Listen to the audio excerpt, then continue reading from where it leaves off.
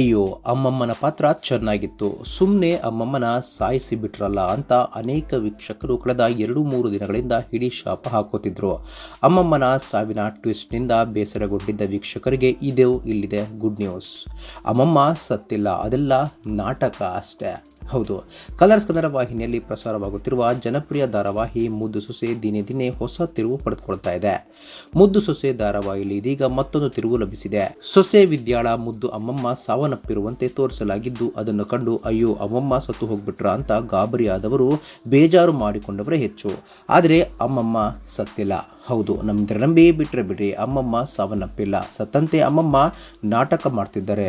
ಭದ್ರಾ ವಿದ್ಯಾ ಒಂದಾಗುವಂತೆ ಅಮ್ಮಮ್ಮ ಪರಿಪರಿಯಾಗಿ ಬೇಡಿಕೊಂಡಿದ್ರು. ಎಷ್ಟೇ ಹೇಳಿದ್ರು ಇಬ್ಬರ ಮನಸ್ಸು ಕರಗಲಿಲ್ಲ. ಮನೆಯ ಹಿರಿಯರ ಮಾತಿಗೆ ಭದ್ರಾ ವಿದ್ಯಾ ಬೆಲೆ ಕೊಡಲಿಲ್ಲ. ಪರಿಣಾಮ ನೀನು ಸತ್ರೆ ನಿನ್ನ ಕೊನೆಯ ಆಸೆ ಅಂತೆ ಅವರಿಬ್ಬರು ಒಂದಾಗಬಹುದು ಎಂದು ಅಮ್ಮಮ್ಮನಿಗೆ ಕ್ವಾಟ್ಲೆ ಹೇಳಿದ್ದ.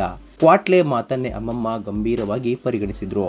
ಭದ್ರಾ ವಿದ್ಯಾ ಒಂದಾಗಲೇಬೇಕು, ಇದೇ ನನ್ನ ಕೊನೆಯ ಆಸೆ ಎಂದು ಅಮ್ಮಮ್ಮ ಪತ್ರ ಬರೆದರು. ಅನಂತರ ಪ್ರಾಣ ಹೋದಂತೆ ಅಮ್ಮಮ್ಮ ಆಕ್ಟ್ ಮಾಡ್ತಿದ್ದಾರೆ. ಅಮ್ಮಮ್ಮನಿಗೆ ಕ್ವಾಟ್ಲೆ ಸಹ ಸಾಥ್ ನೀಡುತ್ತಿದ್ದಾರೆ. ಅಮ್ಮಮ್ಮನ ಈ ಡ್ರಾಮಾದಿಂದ ಭದ್ರಾ ವಿದ್ಯಾ ಒಂದಾಗುತ್ತಾರಾ ಎಂಬುದೇ ಸತ್ಯದ ಕುತೂಹಲ.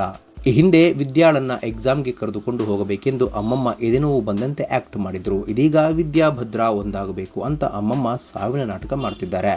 ಇದರಿಂದ ಅಮ್ಮಮ್ಮ ಮೇಲೆ ಮತ್ತೆ ಸಿಟ್ಟು ಮಾಡಿಕೊಳ್ತಾರಾ ಎಂಬ ಪ್ರಶ್ನೆ ಮೂಡಿದೆ.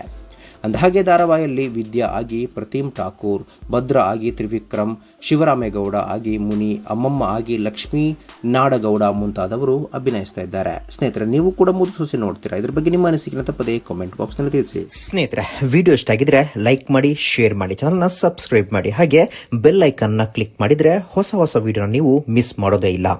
ಮುಂದಿನ ವಿಡಿಯೋದಲ್ಲಿ ಭೇಟಿಯಾಗೋಣ. ಧನ್ಯವಾದಗಳು.